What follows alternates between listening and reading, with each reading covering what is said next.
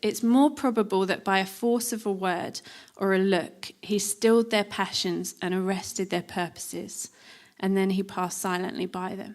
I love that phrase, he stilled their passions and arrested their purposes. Stilled their passions, arrested their purposes.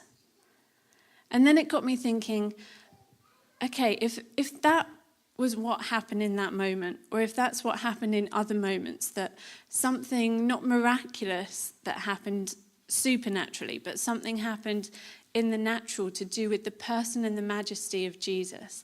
What did that look like, and what can we learn from that? And then it got me thinking, because I think I've always said, it's impossible not to change if you stay close to Jesus, or if you're around Jesus. If you're in this kind of culture, it's impossible not to change. And then I started to look at some scriptures that really challenged the way I was thinking about that.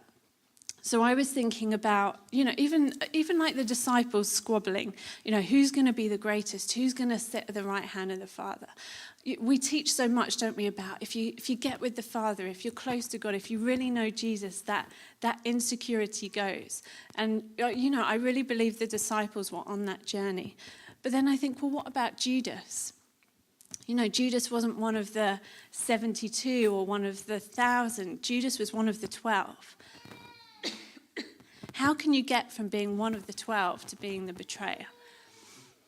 How can that happen? And I know some people would say, well, he was always destined to do that. But how could you get from being around Jesus, from seeing what Jesus did, from seeing the Father because they'd seen Jesus, from being a close friend, from being a trusted disciple, to being what Judas became?